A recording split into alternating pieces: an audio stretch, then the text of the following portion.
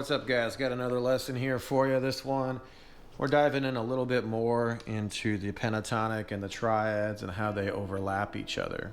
So there is a specific shape that I play a lot, and it's really easy to get to and see once you put a little time into it. And that is, if we look at the A major chord, we've got this A shape here. So we've got the root note in the A string, and then we've got this second inversion major triad on top of it. Okay, so starting with, it goes 5, 1, 3, and this shape is the shape I'm talking about. Super handy because you can just bar it. They're all on top of each other with your first finger, and you probably see a lot of guitar players doing this kind of thing where they may be playing like playing licks like that, right?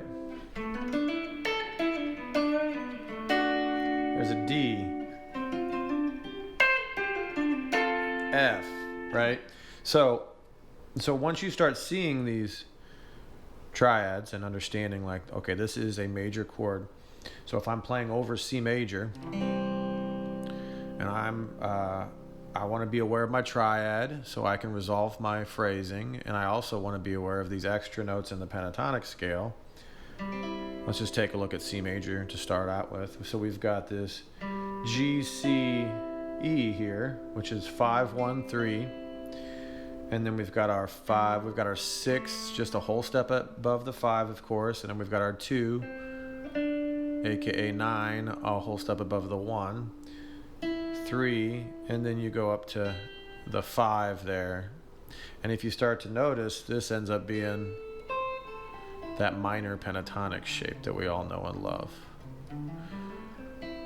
Okay, so part of being a teacher is kind of making connections for you, showing you things you already know, but don't realize there's more to it. So if I'm playing over a C major chord, and let's say there's a C movement here, C to D, okay?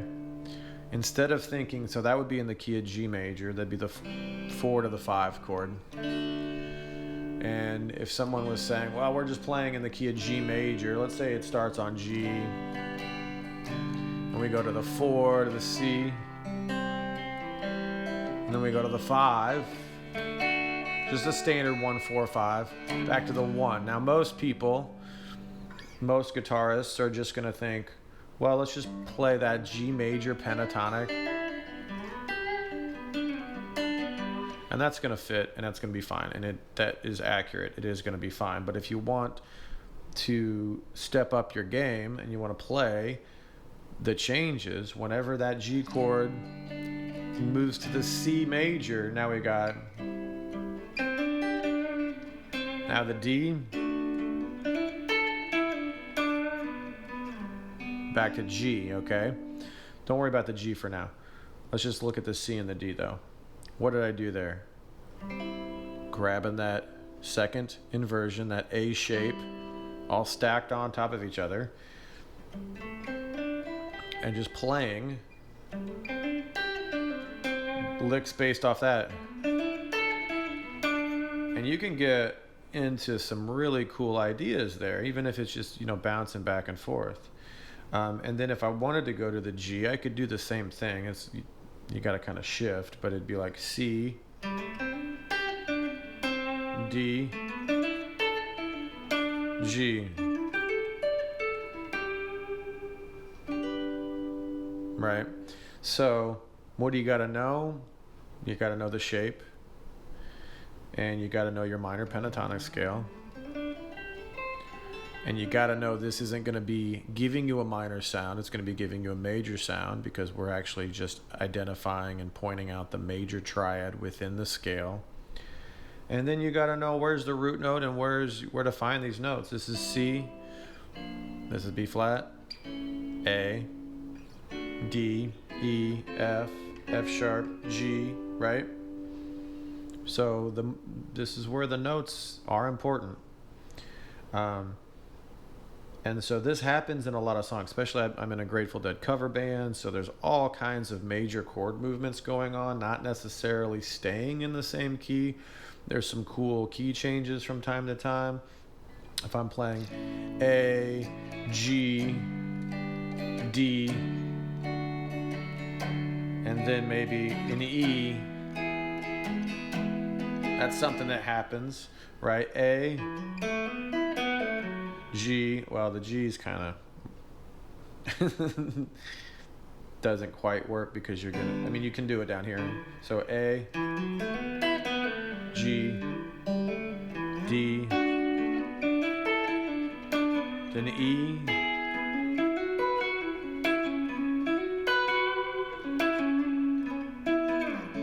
back to A. Now, I'm just showing you the A shape. I don't really play like that. I'm not always playing the A shape. I'm playing whatever the guitar gives me. But this is just a place that I play every gig. I'm playing something out of this box here, this place.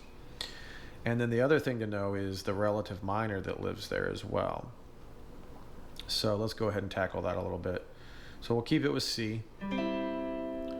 So in C, we've got our 5, 1, 3, okay? Now, if we want to make any major chord, we want to turn it into the relative minor, okay? Now, there's a lot of ways to do this. There's a lot of ways to think about this, but for this lesson, we're just going to take a look at here.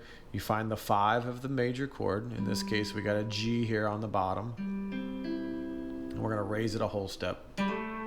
That's an A minor. Root position. A, C, E, right there. Now, I haven't moved my hand. It's in the same position here. Right? So, if I'm playing, let's say we play a C major chord to an A minor chord. Let's try to get a little bit of a loop going here. So we got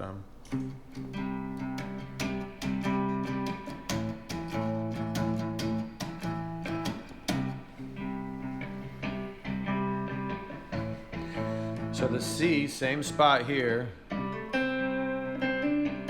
and I don't have to move.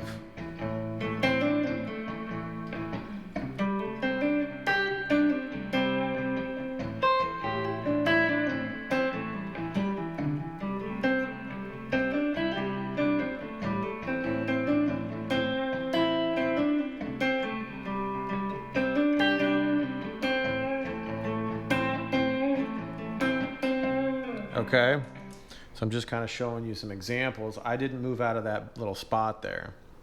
Now, harmonically, what's going on? It's a lot different. Be aware of that. With the C major, like we said, we got the 5, the 6, the 1, the 2, the 3, the 5. With the minor chord, we've got the flat 7, the 1, the flat 3, the 4, the 5, and the flat 7 up there. You can keep going, 1, flat 3. And again, this is all over this shape that you already know, likely. And if you don't know this shape, you should check it out. But I think most of the people watching this channel are aware of this minor pentatonic shape.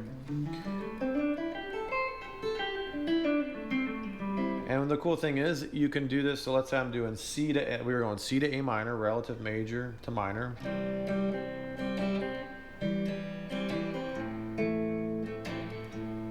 So we got C, A. Now let's say we go up to D.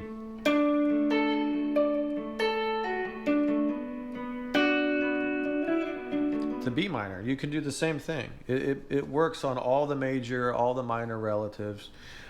So it really pays off to know your major and minor relatives. It's really, if you want to start working on memorizing some patterns in harmony, the major and the minor relatives is very fruitful for you. It'll be very important, because if I see a progression where there's a D major chord followed by a B minor chord, my mind immediately says same thing, same pattern. I know it's a different chord, but it's same pattern, so that I can just stay where I am and know that the change is going to affect the notes I'm playing harmonically in a good way. And I don't have to move to try to find another triad or try to find another spot on the guitar because I'm already there. So anyway, I hope this stuff helps. I'm going to start, I'm going to start putting this stuff into context with songs soon. So if you have any suggestions for songs that you're wanting to jam over, this is a jam context, an improvisation context. I'll probably do some Grateful Dead tunes since I'm in a Grateful Dead cover band. But I'm open to any kind of music, anything you guys want. I'll definitely take a look at it and show you things like this, like little spots, how I'm thinking about it, and break it down. So you're not, this stuff is a lot easier than you realize, especially if you take the time to focus and put a little bit of the work in. So hope you guys are doing well. Peace out.